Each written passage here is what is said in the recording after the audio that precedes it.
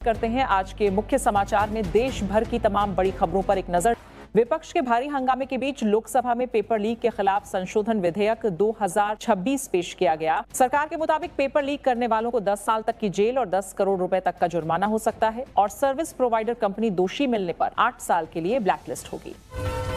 संसद के बाहर राहुल गांधी, प्रियंका गांधी, अखिलेश यादव समेत विपक्षी नेताओं ने सरकार के खिलाफ प्रदर्शन किया। विपक्षी नेताओं ने पोस्टर और बैनर दिखाकर वोट चोरी, पेपर चोरी और चढ़ावा चोरी का मुद्दा उठाया। साथ ही उन्होंने छात्रों पर हुई पुलिस कार्रवाई को लेकर गृह मंत्री अमित शाह से सदन में जवाब देने की मांग की। हिमाचल प्रदेश स्कूल शिक्षा बोर्ड मार्च 2027 से 10वीं और 12वीं की परीक्षाओं में नया प्रश्न पत्र पैटर्न लागू करेगा। इसमें 20% कठिन, 30% आसान और 50% औसत सवाल होंगे। इस बीच बोर्ड का कहना है कि नए प्रश्न पत्र पैटर्न से छात्रों की समझ और ज्ञान के इस्तेमाल की क्षमता को परखा जाएगा। असम में बाढ़ से अब तक 68 लोगों की मौत हो चुकी है। सोमवार तक 5 जिलों में 5,24,000 से ज्यादा लोग बाढ़ से प्रभावित हैं, जबकि 763 गांव अब भी पानी में डूबे हुए हैं। वहीं बाढ़ के कारण हजारों हेक्टेयर कृषि भूमि को भी भारी नुकसान पहुंचा है। मुख्यमंत्री मोहन यादव ने खंडवा में किसान कल्याण योजना के तहत करीब 82 लाख किसानों के खातों में 3,300 करोड़ रुपए से अधिक की राशि भेजी। इस दौरान उन्होंने खंडवा में पुलिस बटालियन बनाने की घोषणा की और किसानों के लिए जैविक खेती और सिंचाई से जुड़े विकास कार्यों की जानकारी दी। तमिलनाडु के करूर भगदड़ मामले में मद्रास हाईकोर्ट की मदुरै पीठ ने बड़ा फैसला सुनाया है। अदालत ने उन सरकारी आदेशों को रद्द कर दिया जिनके तहत भगदड़ में जान गंवाने वालों के परिवारों को अनुकंपा के आधार पर सरकारी नौकरी देने का फैसला किया गया था। यह फैसला पीड़ित परिवारों के लिए घोषित पुनर्वास पैकेज का हिस्सा था। दिल्ली के स्कूलों में बच्चों की सुरक्षा को लेकर चल रही जांच में बड़ी लापरवाही सामने आई है। अब तक जांचे गए करीब 1700 स्कूलों में से 774 स्कूलों में सुरक्षा संबंधी गंभीर कमियां मिली हैं। इनमें सबसे ज्यादा खामियां निजी स्कूलों में पाई गई। इस बीच अधिकारियों ने स्कूलों को तुरंत सुधार के निर्देश दिए हैं। कांवड़ यात्रा को देखते हुए मेरठ पुलिस ने रूट डायवर्जन प्लान तैयार किया है। दिल्ली देहरादून राष्ट्रीय राजमार्ग पर 5 अगस्त की आधी रात से यातायात पूरी तरह बंद रहेगा। यह व्यवस्था 12 अगस्त तक लागू रह सकती है। वही यात्रा के दौरान गंगा एक्सप्रेसवे पर आने वाले वाहनों का रूट भी बदला जाएगा। नीट पेपर लीक आंदोलन के बाद सीजेपी ने प्रदर्शनकारी छात्रों को कानूनी मदद देने के लिए ऑनलाइन क्राउड फंडिंग अभियान शुरू किया है। वरिष्ठ वकील कपिल सिब्बल के समर्थन से शुरू होने वाले इस अभियान में देश का कोई भी नागरिक 1 रुपए से योगदान दे सकेगा। जुटाई गई राशि से प्रभावित छात्रों को मुफ्त कानूनी सहायता दी जाएगी।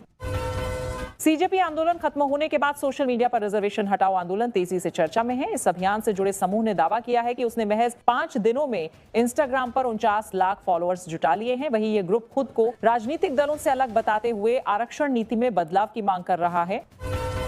भाजपा सांसद निशिकांत दुबे ने लोकसभा में राहुल गांधी की विदेश यात्राओं को लेकर सवाल उठाए। उन्होंने आरोप लगाया कि राहुल गांधी विदेशों में भारत सरकार और संविधान के खिलाफ बयान देते हैं। उन्होंने दावा किया कि भाजपा जल्द ही उन्हें नेता प्रतिपक्ष के पद से हटाने का प्रस्ताव लाने की कोशिश करेगी। कांग्रेस अध्यक्ष मल्लिकार्जुन खड़गे ने छात्रों पर पैलेट गन के इस्तेमाल को लेकर सरकार पर निशाना साधा। उन्होंने कहा कि हिंदुस्तान के इतिहास में ऐसा कभी नहीं हुआ कि छात्रों पर पैलेट गन चलाई गई हो। वहीं विपक्ष का कहना है कि प्रदर्शन के दौरान हुई पुलिस कार्रवाई पर सरकार को सदन में जवाब देना चाहिए। अरविंद केजरीवाल ने पेपर लीक मामले को लेकर सरकार पर निशाना साधा। उन्होंने आरोप लगाया कि छात्रों से किए गए वादे पूरे नहीं किए जा रहे हैं और उनके खिलाफ मामले दर्ज किए जा रहे हैं। इसी के साथ केजरीवाल ने कहा कि अगर सरकार की नीयत सही नहीं है तो केवल कानून बनाने से पेपर लीक की समस्या खत्म नहीं होगी। सुप्रीम कोर्ट ने भी छात्रों के प्रदर्शन को लेकर टिप्पणी की और कहा कि शांतिपूर्ण प्रदर्शन करना संवैधानिक अधिकार है। हालांकि अदालत ने यह भी कहा कि प्रदर्शन के दौरान पुलिस से मारपीट की घटनाएं भी चिंताजनक हैं और किसी भी पक्ष की हिंसा सही नहीं है। ओडिशा के पूर्व मुख्यमंत्री नवीन पटनायक ने सरकारी स्कूलों में गलतियों वाली किताबें बांटने को लेकर शिक्षा मंत्री नित्यानंद गोंड के इस्तीफे की मांग की है। उन्होंने कहा कि गलत किताबों से छात्रों का भरोसा टूटा है। वहीं कांग्रेस ने भी चेतावनी दी है कि अगर 1 सप्ताह में मंत्री ने इस्तीफा नहीं दिया तो ओडिशा बंद किया जाएगा।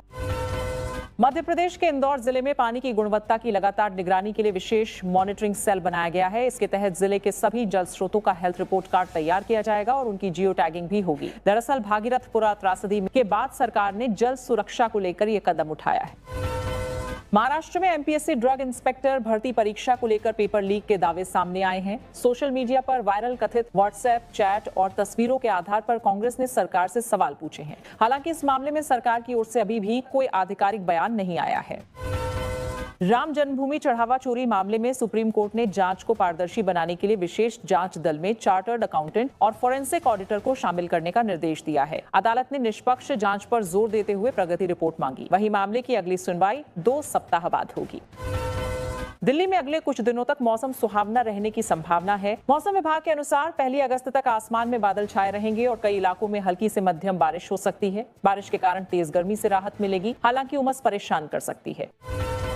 देश के कई हिस्सों में बारिश का दौर जारी है। इस बीच मौसम विभाग ने 27 जुलाई से 2 अगस्त तक भारी बारिश का अलर्ट जारी किया है और 28 से 31 जुलाई के बीच कई जिलों में भारी से बहुत भारी बारिश की संभावना है। वहीं लोगों को नदी, नालों और भूस्खलन वाले इलाकों से दूर रहने की सलाह दी गई है।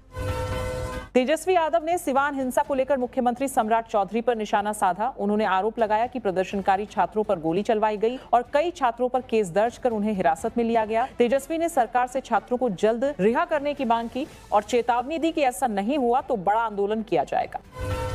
सोनम वांगचुक ने पत्नी गीतांजलि आंगमो के साथ राजघाट पहुंचकर श्रद्धांजलि दी। गुरुग्राम के मेदांता अस्पताल से छुट्टी मिलने के बाद उन्होंने वीडियो संदेश में अपनी सेहत की जानकारी दी और कहा कि अब वह काफी बेहतर महसूस कर रहे हैं। वहीं उन्होंने आगे कहा कि हम सफल हुए हैं और ये सभी के प्रयासों का नतीजा है।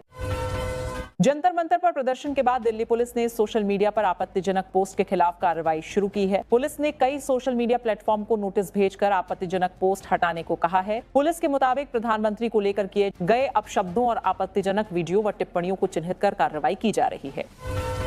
शिक्षा मंत्री पद से इस्तीफा देने के बाद धर्मेंद्र प्रधान ने अपनी प्रतिक्रिया दी। संसद भवन में कांग्रेस नेता जयराम रमेश से मुलाकात के दौरान उन्होंने खुद को स्ट्रीट फाइटर बताया। इस बीच धर्मेंद्र प्रधान ने कहा कि वे ऐसी कमरे में बैठकर काम करने वाले एक्टिविस्ट नहीं हैं। साथ ही दोनों नेताओं ने पुराने राजनीतिक दिनों को भी याद किया। यूक्रेन के ओडेसा बंदरगाह के पास भारतीय चालक दल वाले मालवाहक जहाज पर हमला हुआ। घटना के बाद भारत ने यूक्रेन के राजदूत को तलब कर कड़ी चिंता जताई। वहीं इससे पहले भी काला सागर क्षेत्र में भारतीय नाविकों की जान जा चुकी है। पश्चिम बंगाल के मालदा में करीब 700 साल पुरानी अदीना मस्जिद को लेकर तनाव की स्थिति बन गई। हिंदू संगठनों की ओर से मस्जिद में शिवलिंग स्थापित करने की तैयारी की बात सामने आई। इसके बाद संगठन के लोग शिवलिंग लेकर वहां पहुंचे, जिसके चलते इलाके में तनाव बढ़ गया और प्रशासन ने स्थिति पर नजर रखी। आम आदमी पार्टी के संयोजक अरविंद केजरीवाल ने पेपर लीक विवाद के बीच E20 ईंधन का मुद्दा भी उठाया। उन्होंने कहा कि युवाओं ने सरकार को झुकने पर मजबूर किया है। केजरीवाल ने प्रधानमंत्री नरेंद्र मोदी से अपील की कि अब E20 ईंधन को लेकर भी जनता की चिंताओं का समाधान किया जाए। बिहार बंद के दौरान सीवान में एक वीडियो वायरल होने के बाद पुलिस ने बड़ी कार्रवाई की है। वीडियो में प्रदर्शन के दौरान एक व्यक्ति के AK-47 से फायरिंग करने का दावा किया गया। मामले में SIT सदस्य अभिषेक पटेल को निलंबित कर रही है। विभागीय जांच शुरू कर दी गई है। वहीं पुलिस वीडियो की सत्यता की भी जांच कर रही है। लखनऊ में मुख्यमंत्री योगी आदित्यनाथ ने जनता दर्शन के दौरान लोगों की समस्याएं सुनी। उन्होंने फरियादियों से कहा कि घबराने की जरूरत नहीं है, हर समस्या का समाधान कराया जाएगा। वहीं मुख्यमंत्री ने अधिकारियों को सभी शिकायतों और समय पर निपटारा करने के निर्देश दिए। जम्मू कश्मीर में लगातार बारिश के कारण सड़क यातायात प्रभावित है। उधमपुर के देवाल इलाके में भूस्खलन के बाद जम्मू श्रीनगर राष्ट्रीय राजमार्ग पर यातायात रोक दिया गया। वहीं इसके चलते करीब 1700 ट्रक और कई यात्री वाहन रास्ते में फंस गए। कांग्रेस महासचिव जयराम रमेश ने प्रधानमंत्री नरेंद्र मोदी पर निशाना साधते हुए कहा कि उन्हें सोशल मीडिया पर नहीं बल्कि संसद में आकर विपक्ष के सवालों का जवाब देना। ऐसी ही ताजा और दमदार खबरें सबसे पहले देखने के लिए हमारा चैनल सब्सक्राइब करें और बेल आइकन जरूर दबाएं।